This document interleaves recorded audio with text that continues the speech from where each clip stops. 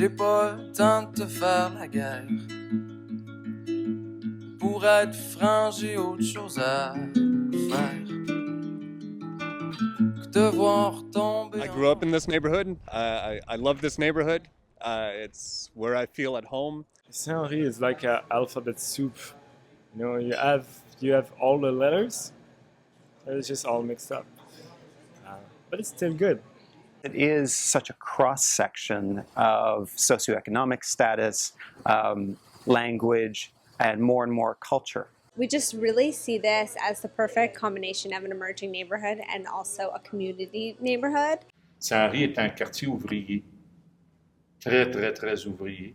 St-Henri, c'est un quartier qui est en mutation, en changement, mais qui garde des traces super intéressantes de son passé.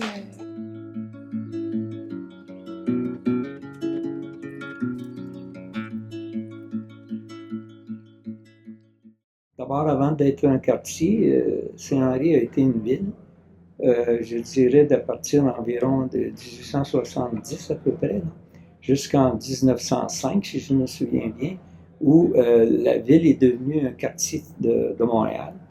Puis le canal avait été construit à l'époque, au milieu du 19e siècle. Le canal de la Chine, comme il passe dans le quartier Saint-Henri, puis il va jusqu'à la Chine, ça a amené beaucoup d'industries qui sont installées des deux côtés du canal, ce qui fait que le quartier, la ville et le quartier se sont développés à partir des manufactures qui sont installées puis qui fabriquaient toutes sortes de choses. Vous aviez aussi les églises qui étaient encore beaucoup fréquentées. Alors, il y avait toutes sortes des cloches des églises, on en entendait souvent. Des mariages, des décès, les baptêmes, des messes, les grandes messes, en fait, des grandes fêtes religieuses. Il y avait des vendeurs de fruits et légumes, il y avait le laitier, le boulanger qui livrait à la maison. Le monde se connaissait, les voisins se connaissaient. Tu connaissais tout le monde dans la paroisse. Aujourd'hui, il y a beaucoup de gens qui ne connaissent même pas le nom de leurs voisins.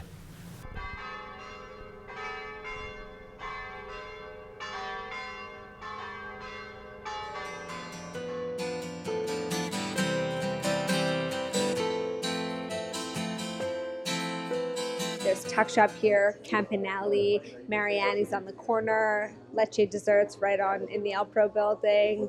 We have the FF Pizza nearby, Satai Brothers, who are the market. I would say that probably 70% of our clientele is Francophone. I think it's a very diverse demographic. You have people who just bought condos and don't know their way around. And then you have people who have lived here for 30 years. We have cab drivers, we have millionaires.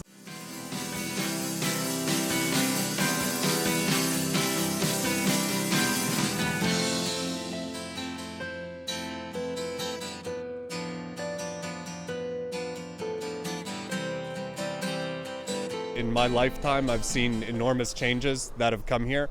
I've seen a lot of families and friends that I know leave the neighborhood because they can't afford to live here anymore. It's becoming more Anglophone, which isn't a problem. I mean, I'm Anglophone. There's always been Anglophones that have been living here.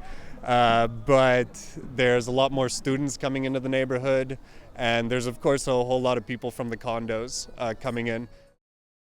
I think that there's this impression that when something's new in an up-and-coming neighborhood, that it is immediately something that is gentrified or something that is, maybe a little bit violent and maybe a little bit alienating. And I think that is maybe a pretty big assumption. I think that even people that have lived here for 30 years are excited when new things happen. And I don't think that we often talk about that. I think we immediately assume that they wouldn't want something new and shiny, and they probably do. They probably like that revitalization and the change in many different ways.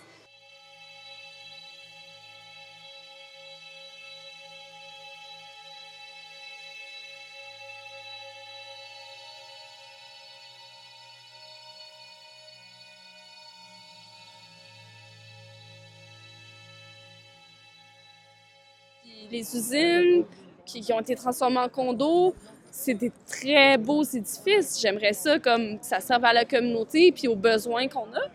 J'aimerais ça avoir un théâtre dedans, faire de l'art, une école, une église, whatever, genre, mais pas un condo. Donc, on parle de 650 à 700 condominiums avec peut-être un 15% de logements abordables au travers, mais c'est ça, c'est un projet de condominium privé. The big issue at the moment is the Canada multing.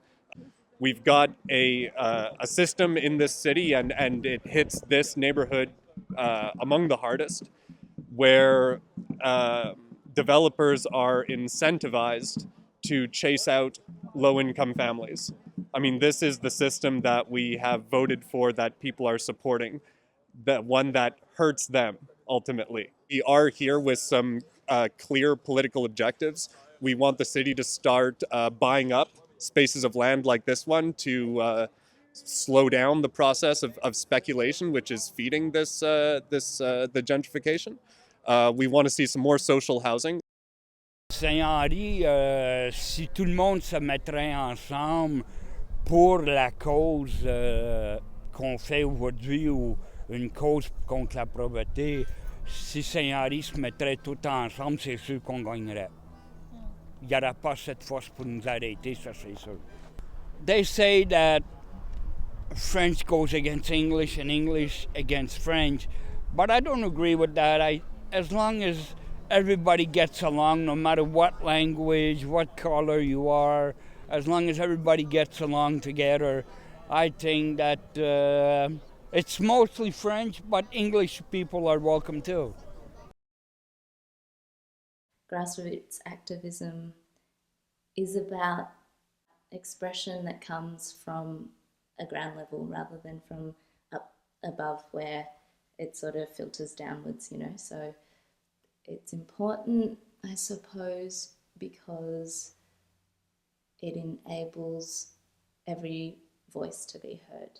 We do a lot of projects for, you know, community-based organisations that that want to print T-shirts or posters, and like screen printing is extremely expensive, and I suppose that being accessible in this way means that they can either come in and use the space on their own, or they can get us to assist them. We stock a bunch of zines by local and not so local activists and artists, and people can come and access them, and yeah.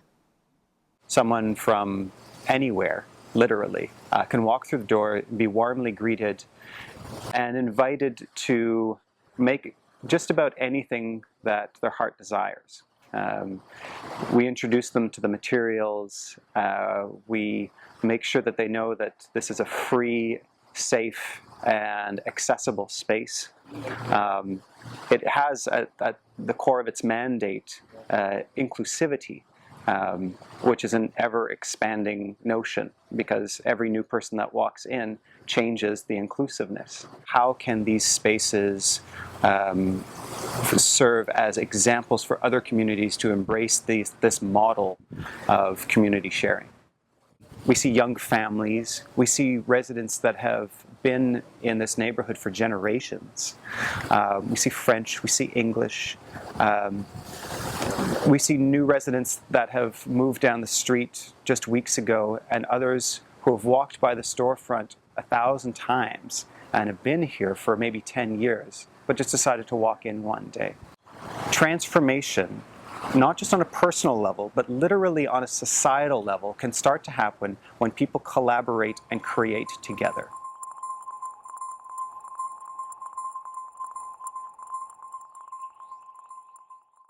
Moi, j'ai grandi avec mon arrière-grand-mère, puis j'aime ça entendre des personnes âgées parler du passé, parler de leur histoire.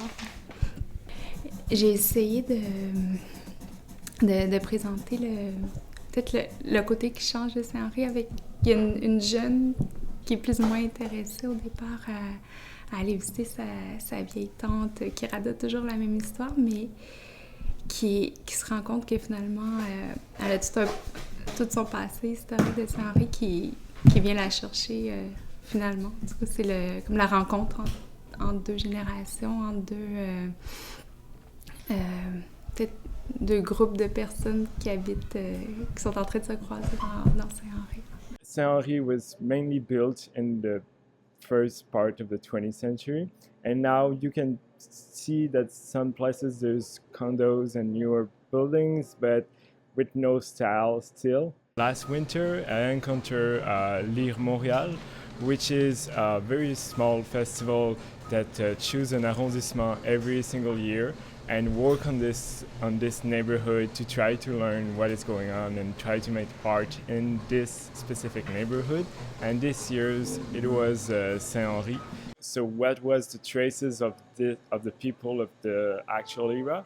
It was like public art, but no name public arts, just like graffiti or posters or stickers all over the neighborhood of St-Henri, just like the black birds or these big birds that have a bubble that has questions and suggests things to people. Just there and they're part of the city, they're part of the neighborhood, so they in the same time reflect the people that live in this neighborhood. So you have those traces, and I just so took all those and took photos of them, make a video to make an interaction between all those little signs and to create kind of tableau. I think now what they will have to do is just to mix together all the social classes of Saint-Henri to try to keep them all linked together by culture, by history, but also by urbanistic preservation, but also by architectural plan for the future. La tête dans le cul, t'avances dans le tas, l'impression d'être en retard. Crise de cauchemar, une chose bien simple comme avancer se transforme en une action risquée. Les poumons crispés.